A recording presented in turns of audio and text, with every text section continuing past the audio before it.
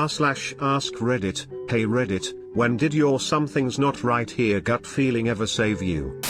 I used to just drive around country roads when I would feel stressed out or sad as a way to just get away and listen to music. One evening I was driving with my best friend in the car and we're on a gravel road that has a huge hill. We were driving towards the sunset but it was winter and the light was fading fast. As the car started down the hill I had this moment where I thought to myself my brights should be on, and I flicked them on, and at the bottom of this super steep hill stood 6 deer on the road. I slammed on the brakes and the car turned sideways and skidded to a stop like 4 feet from the deer. Those stupid deer didn't even move, they just stared into the passenger side of my car, and my best friend pointed at them and said, "Hey, deer." The car was fine, we were fine, and Bambi was all good. I don't drive around like that anymore.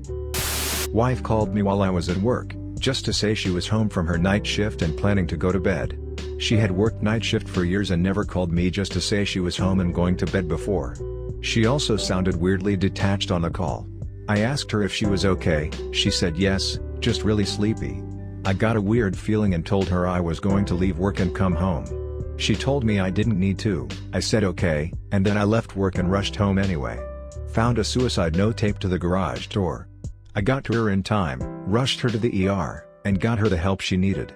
A week of inpatient psych, followed by changes to medications and doctors.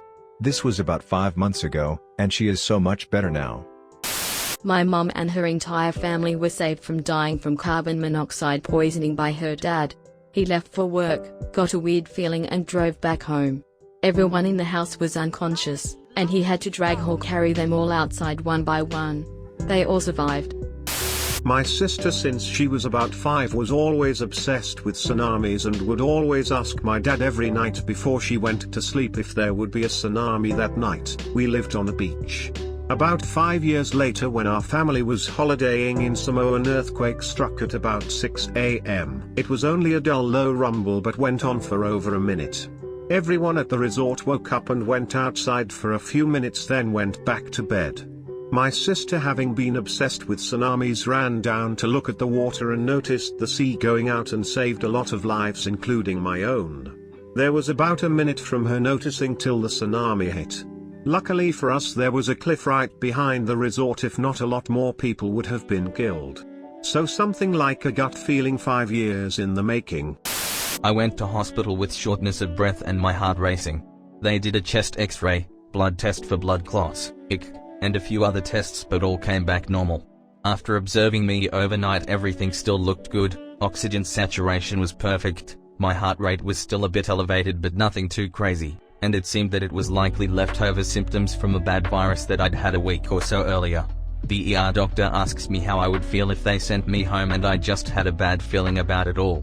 I told him as such, and that I had no real basis for it except that I just felt off about it.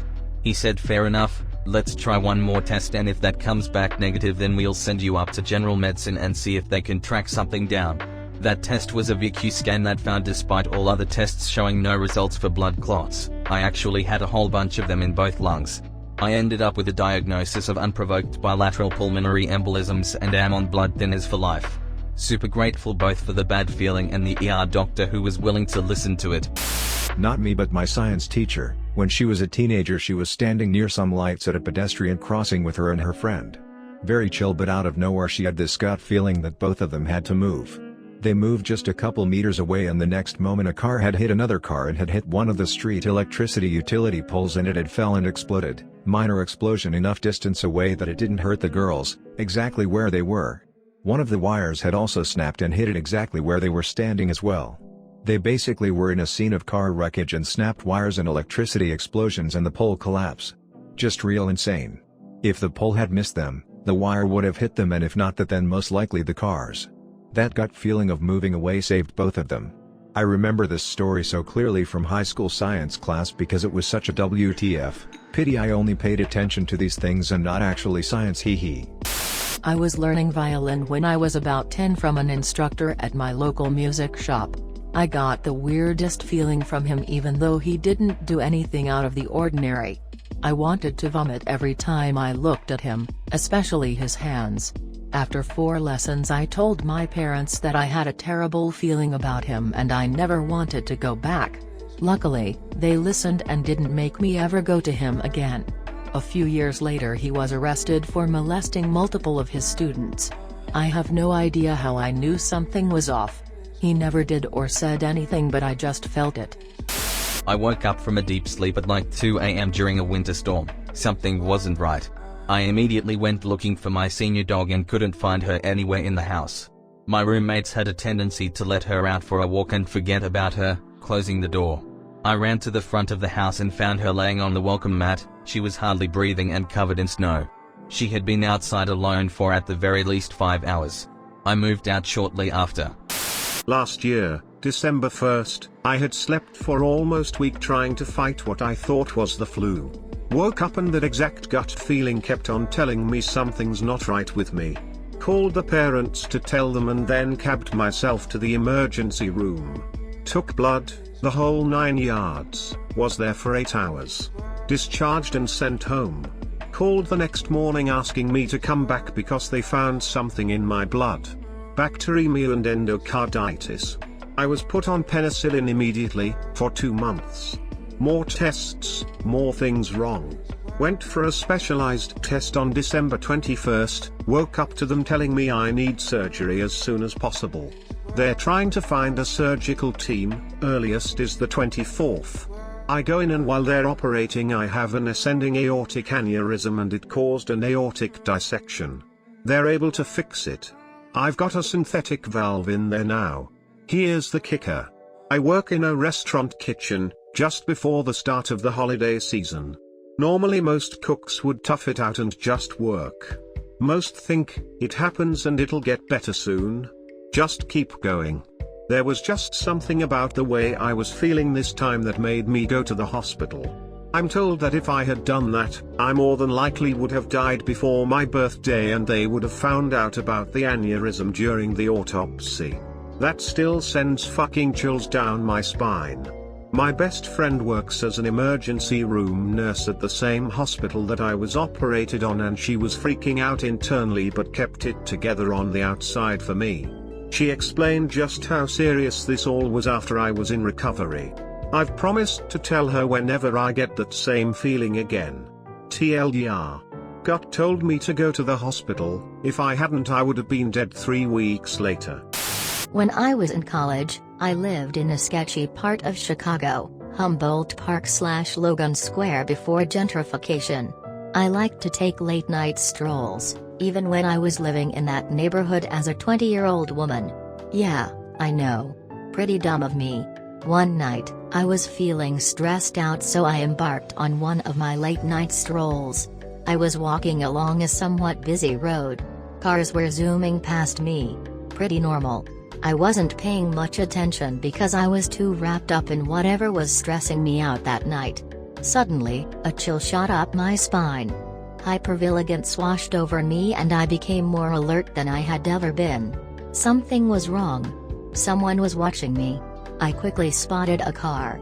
It was driving in the opposite direction, a little slower than usual.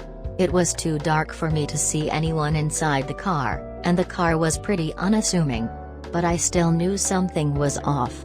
They were watching me. I just knew. The car drove past me and then made a U-turn. Now it was right behind me, creeping along the curb.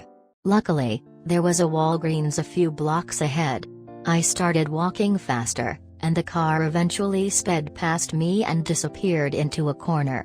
I somehow knew I wasn't safe yet, so I still sprinted to Walgreens. I told the security guard what happened, and we both went outside. The car was parked up the street, about 50 to 100 feet away. The security guard was a big guy who looked intimidating. He marched toward the car, and the car immediately backed up, made a U-turn, and then booked it out of there. The security guard called the cops, and they drove me home. I never took a late-night stroll again. My gut made me more alert, but it was really the security guard who saved my life. I'm positive that if he wasn't there that night, something bad would have happened to me. I wish I could find that security guard to thank him. I was walking to the barbershop, and for some reason, everything just felt off. I ignored the feeling but every step I took just made me feel like something wasn't right, so I decided to just go grab some food and come back. While I was eating, I saw police cars and ambulances driving to around where I was before. It turns out there was a murder. Now I always listen to my gut feeling. I was offered a dream job at almost double my salary in a different city. It was only 2 hours away, but something told me not to take the job. I had a number of people tell me I would never have another opportunity like this, and my fear of leaving my hometown was holding me back. 2 months after I turned it down, that division of the company was sold, and everyone in the department lost their job. I'd have been stuck in a new city with no friends or family nearby, and no job prospects. I smelled burning plastic early in the morning at my family cottage and almost went back to sleep. I was around 15, but got up to investigate. A socket on the outside of the building had caught fire and flames were shooting up the wall. The rest of my family was still sleeping and there wasn't enough smoke for the alarms to go off. I ran and got the fire extinguisher, got my dad up, and put it in his hands and pointed him towards the fire. Stopped it and called the fire department.